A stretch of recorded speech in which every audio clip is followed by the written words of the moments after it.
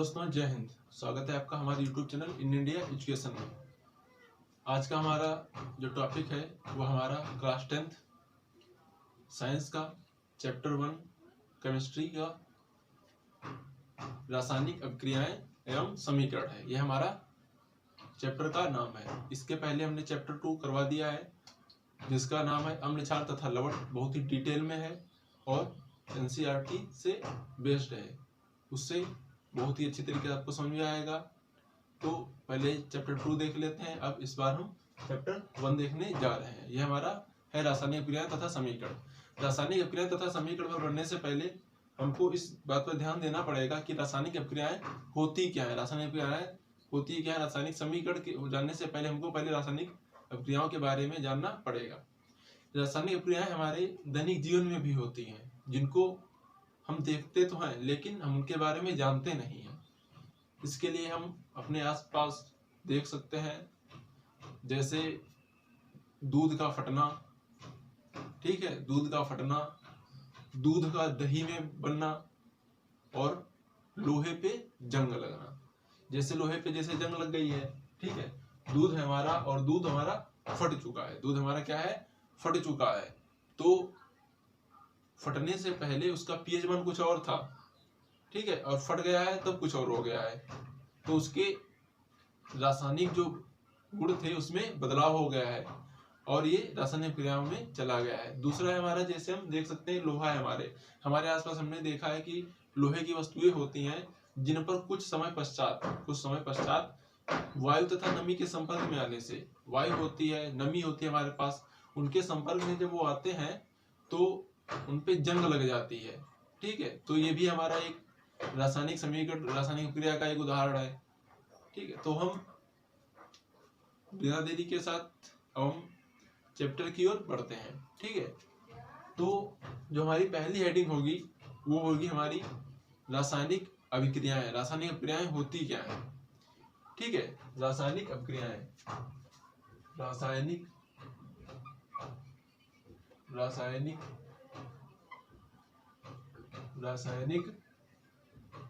अभिक्रियाएं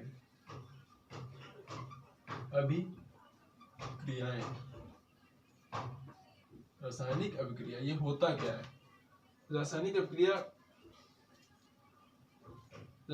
के लिए दो चीजें बहुत इंपॉर्टेंट हैं। एक तो उत्पाद का मतलब होता है जिससे कोई चीज मैन्युफैक्चर हो, जिससे कोई चीज बने, ठीक है। अब जैसे हम अपने घर में देखते हैं कि दूध से दही बनता है, ठीक है, दूध से दही बनता है।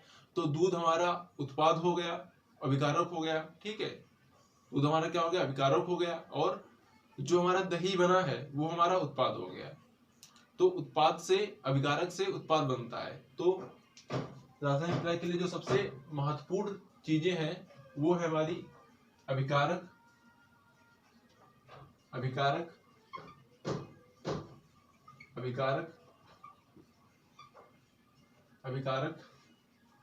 और उत्पाद।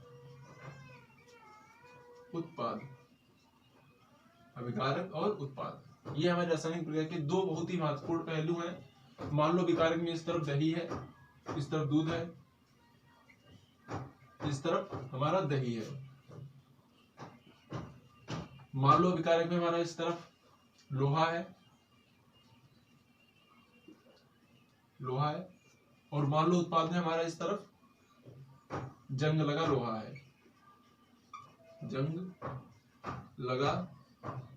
लोहा। आप खुद ही बताएंगे, जब दूध होता है, दूध से जब दही बन जाता है तो उसकी पूरी प्रॉपर्टी चेंज हो जाती है। पहले तो उसके pH मान में परिवर्तन आता है, pH मान गिर जाता है, ठीक है। दूसरा, उसका स्वाद में भी परिवर्तन आ जाता है। अब लोहा में भी आप देख सकते हैं, लोहा हमारा ऐसे ही रखा होता है बाहर, ठीक है। तो लोहे जब नमी और वायु के संपर्क में आता है तो उसपे एक भूरे लाल टाइप रंग की एक परत चढ़ जाती है जिसको हम जंग कहते हैं। वो जंग जो होती है लोहे के जो गुण होते हैं उसको परिवर्तित कर देते हैं। जंग का हमारा सूत्र होता है Fe2 O3.XH2O। ये हमारा जंग लगे लोहे का सूत्र होता है, जंग का एक तरीके से जंग का सूत्र होता है। लेकिन आपके मन में विचार चल रहा होगा कि ये जो अभिकारक है क्या ये एक ही होता है, उत्पाद है क्या ये एक ही होता है? तो इस पे भी कंडीशन लागू होती है, इस पे भी कंडीशन लागू होती है। इस तरह अभिकारक 2 या 2 से अधिक हो सकते हैं, ठीक है। अभिकारक 2 या 2 से अधिक, एक भी हो सकता है और 2 या 2 से अधिक भी हो सकता है। एक या 2 या 2 से अधिक, 2 या 2 से अधिक। अब आप लोग सोच रहे होंगे कि हमने 1 या 2 या 2 से अधिक क्यों लिखा है। इसका जब हम आपको आगे रासायनिक समीकरण के जब हम आपको उदाहरण बताएंगे तब आपको समझ में आएगा। एक हमारी रासायनिक क्रिया होती है संयोजन अपक्रिया, ठीक है। एक हमारी होती है वियोजन अपक्रिया। संयोजन अपक्रिया में जो हमारे अभिकारक होते हैं वो 2 या 2 से अधिक होते हैं, लेकिन हमारा उत्पाद एक ही बनता है, ठीक है। संयोजन अपक्रिया में हमारे जो अभिकारक होते हैं वो 2 या 2 से अधिक होता है, लेकिन हमारा उत्पाद एक ही बनता है। और वियोजन अपक्रिया होती है जिसमें हमारा उत्पाद अभिकारक एक होता है लेकिन उत्पाद 2 या 2 से अधिक होते हैं। अब आप देख सकते हैं जो अभिकारक है, अभिकारक ये किस साइड में है, अभिकारक ये हमारा एक गुण हो गया, ये हमारा दूसरा गुण हो गया। अभिकारक हमारा किस साइड में है, हमारा अभिकारक है बाएं साइड में। अभिकारक को सदैव बाएं साइड में रखा जाता है, अभिकारक को सदैव बाएं साइड में रखा जाता है। क्या किस साइड में, बाएं तरफ, बाएं तरफ, ठीक है। और उत्पाद भी 2 या 2 से अधिक हो सकते हैं, ठीक है। उत्पाद 1 या 1 से अधिक, 1 या 1 से अधिक। दूसरी हमने आपको कंडीशन क्या बताई है कि बाएं तरफ आप देख सकते हैं जो अभिकारक वो बाएं तरफ रखा है, तो अभिकारक किस तरफ होते हैं, बाएं तरफ होते हैं। और उत्पाद किस तरफ है, हमारा दाईं तरफ है, तो उत्पाद किस तरफ होते हैं, दाईं तरफ, दाईं तरफ, दाईं तरफ। तो ये आपको समझ में आया होगा कि रासायनिक क्रियाएं क्या होती हैं। रासायनिक अभिक्रियाएं वो अभिक्रियाएं होती हैं जो किसी पदार्थ के गुणों में परिवर्तन करें। रासायनिक क्रियाएं भी 2 प्रकार की होती हैं, भौतिक परिवर्तन व रासायनिक परिवर्तन।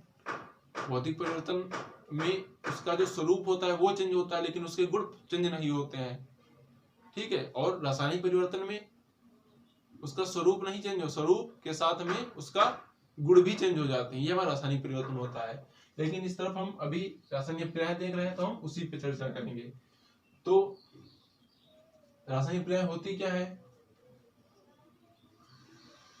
वह अभिक्रिया जिसमें, ठीक है, पदार्थ वह अभिक्रिया जिसमें बाएं तरफ अभिकारक रखे हों तथा दाईं तरफ उत्पाद रखे हों। फिर से समझिए, वह अभिक्रिया जिसमें बाईं तरफ अभिकारक तथा दाईं तरफ उत्पाद रखे हों, वह हमारी रासायनिक अभिक्रिया होती है। अभिकारक उत्पाद तो आपको समझ में आया होगा। अभिकारक उत्पाद जो किसी पदार्थ के बनने में भागी होता है, जो किसी पदार्थ के बनने में भाग लेता है उसको हम अभिकारक कहते हैं, और जो बनता है उसको हम उत्पाद कहते हैं। जैसे कंपनी में बहुत सी चीजों को मिलाकर एक प्रोडक्ट मैन्युफैक्चर होता है तो वो उत्पाद होता है, और जो चीजें बनती हैं, ठीक है, जिस जो से वो बनता है वो हमारा अभिकारक कहलाता है। तो ये आपको समझ में आया होगा, ठीक है। आप इसको नोट कर लीजिए या इसका स्क्रीनशॉट ले लीजिए, फिर हम अपने आगे जो रासायनिक समीकरण है उस पर हम चर्चा करेंगे, ठीक है। रासायनिक समीकरण आप इसको नोट कर लीजिए, फिर हम रासायनिक समीकरण पर चर्चा कर रहे हैं।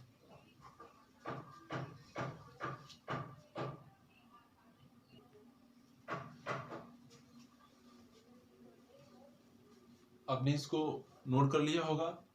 हमने अभी तक देखा था कि रासायनिक जो हमारी अभिक्रिया होती है वो हमारी कुछ इस फॉर्मेट में होती है, उसको रासायनिक समीकरण में बदला कैसे जाए, रासायनिक अभिक्रिया को रासायनिक समीकरण कहते क्यों है, तो हमने बताया था कि इस तरफ क्या होता है, हमारा अभिकारक होता है, इस तरफ हमारा उत्पाद होता है। ठीक है, तो आप लोगों को पता होगा जो हमारे हाइड्रोकार्बन होते हैं, हाइड्रोकार्बन क्या, जैसे मीथेन हो गया, ठीक है, जब ये होते हैं तब इसको हम अगर हम ऑक्सीजन की उपस्थिति में गर्म करें, अगर हम इसको ऑक्सीजन की उपस्थिति में गर्म करें तो हमारा क्या बनता है, हमारा H2O बनता है, और क्या बनता है, कार्बन डाइऑक्साइड बनता है। अब रासायनिक अभिक्रिया को हमें, रासायनिक समीकरण को हमको बैलेंस करना बहुत जरूरी होता है, नहीं तो ये रासायनिक जो हमारा संयुक्त संरचना और द्रव्यमान संरचना का नियम होता है उसको भंग कर देगा। इस तरफ हाइड्रोजन कितने हैं, 2, इस तरफ कितने हैं, 4, तो हम इस तरफ 2 से मल्टीप्लाई कर दें, तुम्हारे 4 हो गए। इस तरफ ऑक्सीजन कितने हो गए, 2 और 2 4, इस तरफ कितने हैं, 2, इस तरफ 2 से मल्टीप्लाई कर दे रहे हैं, ये हमारा हो गया। ठीक है, तो इसको हम क्या कह रहे हैं, इसको क्या कह रहे हैं हम, मेथेन, मेथेन,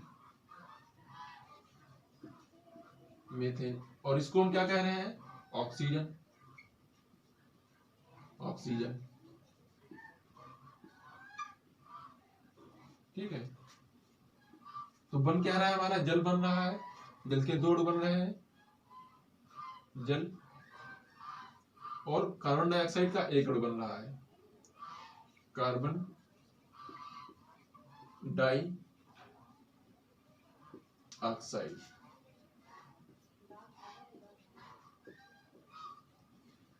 अब मैं कहूंगा कि ये जो है हमारा, ये जो हमारा है नीचे वाली जो है हमारा, ये हमारा है रासायनिक अभिक्रिया, ये हमारी है रासायनिक अभिक्रिया।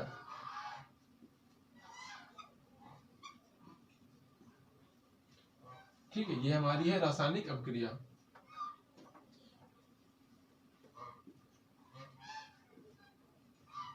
मैं ये कहूंगा ये हमारी रासायनिक अभिक्रिया, और ये हमारा रासायनिक समीकरण। ठीक है, अब देख रहे हैं आप, ये जो इस तरफ है, ये जो है, ये जो है, ये हमारे क्या है, हमारी ये अभिकारक है, ये क्या है, हमारा अभिकारक। अब आप देख सकते हैं इस तरफ अभिकारक कितने हैं, 2 अभिकारक हैं, अभिकारक। आपसे एग्जाम में भी पूछ सकता है, आपको एक रिएक्शन दे सकता है, पूछ सकता है इसमें कितने अभिकारक हैं, और ये भी पूछ सकता है इसमें कितने उत्पाद हैं। तो इसमें कितने अभिकारक हैं, 2 अभिकारक, एक अभिकारक ये, एक अभिकारक ये, कितने अभिकारक हैं, 2 अभिकारक। उत्पाद कितना बन रहा है, 2 उत्पाद बन रहे हैं, ये क्या है हमारा उत्पाद, उत्पाद। अगर आपसे ये पूछे कि उत्पाद कितने हैं, तो उत्पाद कितने हैं, 2 हैं। अगर आपसे पूछे उत्पाद कितने अणु हैं, तो 3 अणु हैं, 2 ये और 1 ये 3 हमारे अणु हो गए। ये कितने हो गए, ये हमारे 3 अणु हो गए। तो जो रासायनिक अभिक्रिया है उसको हमने किस में बदल दिया है, हमने संकेतों में बदल दिया है। जो हमारी रासायनिक अभिक्रिया है इसको हमने संकेतों में बदला। ये हमारा मेथेन है, ये हमारा ऑक्सीजन है, इसको हमने संकेतों में बदल दिया, तो ये किस में बन गया, रासायनिक समीकरण में बदल गया। इसमें किस में बदल गया, रासायनिक समीकरण में बदल गया, रासायनिक समीकरण में बदला है।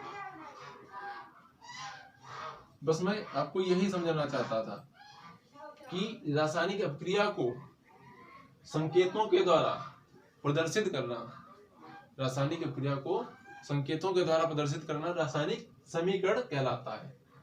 रासायनिक अभिक्रिया को संकेतों के द्वारा प्रदर्शित करना रासायनिक समीकरण कहलाता है। तो आपको रासायनिक समीकरण समझ में आया होगा, आप इनको नोट कर लीजिए। फिर हम जो अगला हमारा टॉपिक होगा वो हम कल पढ़ेंगे। अगर आपको ये वीडियो अच्छा लगा है, समझ में आया है, अगर आपको इससे थोड़ा सा भी फायदा हुआ है तो प्लीज चैनल को सब्सक्राइब जरूर करें तथा वीडियो को लाइक करें। जय हिंद दोस्तों, मिलते हैं अपने नेक्स्ट लेक्चर में।